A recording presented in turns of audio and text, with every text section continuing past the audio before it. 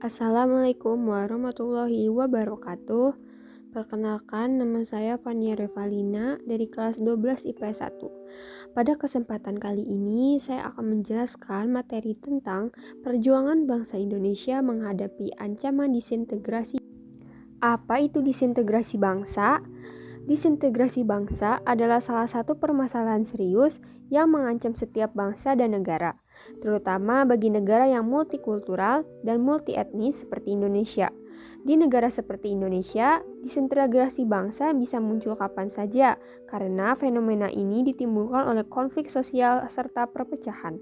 Jika dibiarkan terjadi, masalah yang ditimbulkan bisa sangat beragam, mulai dari diskriminasi, konflik isu SARA, kriminalitas di mana-mana, bahkan hingga melahirkan bangsa yang baru.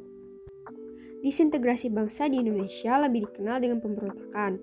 Ini digolongkan menjadi 3. Yang pertama, ada yang berkaitan dengan ideologi yaitu pemberontakan PKI Madiun 1948, G30S PKI, dan DITII. Yang berkaitan dengan kepentingan ada PRRI Permesta, Persoalan Negara Federal, dan BFO. Dan juga yang terakhir ada yang berkaitan dengan ketentaraan yaitu Andi Ajis, APRA, dan RMS. Kali ini saya akan menjelaskan materi tentang peristiwa pemberontakan G30S PKI. Ada beberapa materi yang akan saya bahas di video pembelajaran kali ini. Latar belakang, pada masa revolusi, PKI menjadi salah satu kekuatan politik yang berpengaruh dalam pemerintahan Republik Indonesia. PKI mampu memposisikan kader-kadernya untuk duduk dalam pemerintahan, salah satunya adalah Amir Syarifuddin. Amir Syarifuddin pada saat itu menjabat sebagai Perdana Menteri Indonesia. Namun, di masa Kabinet Hatta, golongan kiri atau PKI tersingkir dari pemerintahan. Kondisi tersebut terjadi karena adanya pengurangan pengaruh golongan kiri dalam tubuh angkatan perang. Ambisi PKI untuk menerapkan paham komunis di Indonesia. TNI Angkatan Darat masih tidak bisa menerima keberadaan PKI. TNI Angkatan Darat pun menolak konsep Nasakom karena dianggap hanya menguntungkan PKI. Adapun juga rumor Soekarno yang sedang jatuh sakit. Dalam pelaksanaannya, PKI menghembuskan isu yaitu Dewan Jenderal. Isu ini mengatakan bahwa terdapat beberapa jenderal TNI Angkatan Darat yang hendak melakukan kudeta pemerintah. Karena isu tersebut, PKI melakukan penculikan terhadap 7 jenderal TNI Angkatan Darat dan menduduki beberapa tempat penting untuk menyukseskan kudetanya. Dengan demikian, latar belakang terjadinya pemberontakan ini adalah karena keinginan PKI untuk menerapkan ideologi komunis, konflik antara PKI dan TNI Angkatan Darat, serta kabar tentang Soekarno yang jatuh sakit.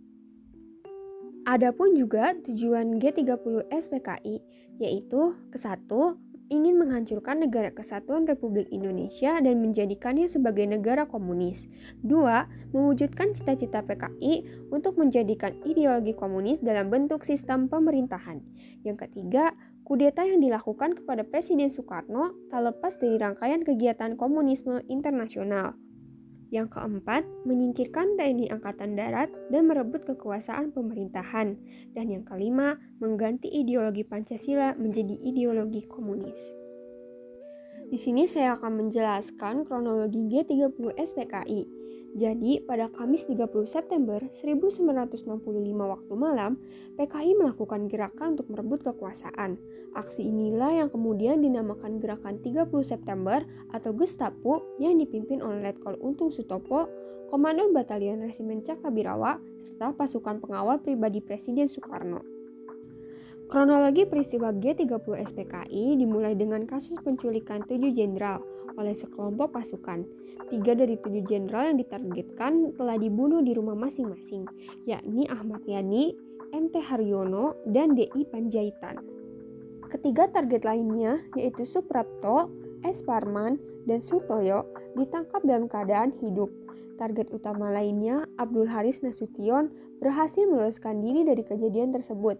Namun, sang putri Ade Irma Suryani Nasution dan ajudan Abdul Haris Nasution, Pierre Tendian, tewas tertembak oleh PKI. Korban-korban tersebut kemudian dibuang ke sebuah lokasi di Pondok Gede yang dikenal dengan Lubang Buaya. Korban tewas pun bertambah dalam kejadian ini. Di antaranya adalah Bribka Karel Sadsuit Tubun, Kolonel Katamso Darmokusumo, dan Letkol Sugiyono Mangunwiyoto. Lalu ada penumpasan. Pada 1 Oktober 1965, operasi penumpasan G30 SPKI pun dilakukan. Operasi ini dipimpin oleh Panglima Kostrad dengan menghimpun pasukan lainnya seperti Divisi Siliwangi, Kavaleri, dan RPKAD atau Resimen Para Komando Angkatan Darat di bawah pimpinan Kolonel Sarwo Edi Wibowo. Tidak adanya dukungan dari masyarakat dan angkatan bersenjata membuat tokoh pendukung G30 SPKI termasuk Ketua PKI DN Aidit melarikan diri. Dengan operasi penumpasan tersebut, para pemimpin dan tokoh PKI berhasil ditangkap dan dihukum dengan ditembak mati. Operasi ini juga berhasil melumpuhkan kekuatan PKI.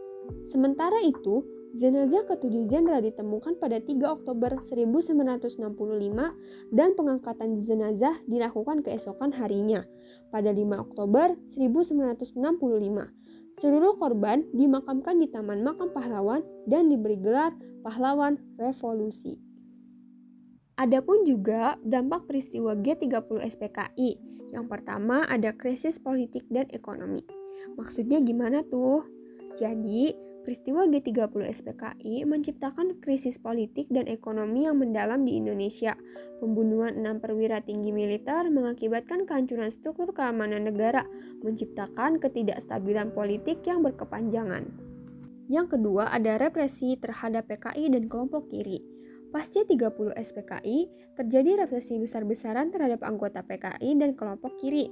Ribuan orang dianggap terlibat, dipenjarakan, bahkan dieksekusi tanpa pengadilan yang adil. Yang ketiga, ada pengaruh militer yang menguat. Jadi, pembunuhan perwira militer menciptakan kekosongan dalam kepemimpinan militer. Ini memperkuat peran militer dalam politik Indonesia, memberikan mereka pengaruh yang lebih besar dalam pengambilan keputusan. Yang keempat, ada perubahan ideologi dan politik. G30 SPKI mengubah arah politik Indonesia. Dukungan terhadap Nasakom dan ideologi kiri melemah, sedangkan paham anti-komunis dan anti-kiri semakin berkembang. Dan yang terakhir, ada hubungan internasional yang terpengaruh. Peristiwa ini juga memengaruhi hubungan Indonesia dengan negara-negara barat, dengan banyaknya perusahaan asing yang nasionalisasi dan kebijakan anti-komunis. Indonesia memasuki era isolasi internasional. Adapun juga nilai yang bisa diambil dari peristiwa G30 SPKI. Yang pertama, pelajaran tentang pentingnya stabilitas politik. G30 SPKI memberikan pelajaran tentang pentingnya stabilitas politik bagi pembangunan suatu negara. Ketidakstabilan politik dapat mengakibatkan kerugian besar dalam segala aspek kehidupan masyarakat. Yang kedua, menilai pengaruh ideologi terhadap kehidupan politik. Peristiwa ini mengajarkan pentingnya kritis terhadap pengaruh ideologi ekstrim dalam politik. Ideologi yang berlebihan dapat merugikan dan memecah belah masyarakat. Harga yang dibayar atas kekerasan politik. Dampak kekerasan politik seperti yang terjadi pada G30 SPKI menunjukkan harga yang sangat mahal yang harus dibayar oleh masyarakat. Perdamaian dan dialog yang konstruktif mungkin merupakan pilihan yang lebih baik. Yang keempat, pentingnya keterbukaan dan dialog. Peristiwa ini menggarisbawahi pentingnya keterbukaan dan dialog dalam mengatasi ketegangan politik. Kurangnya dialog dapat mengakibatkan ketegangan yang berujung pada kekerasan.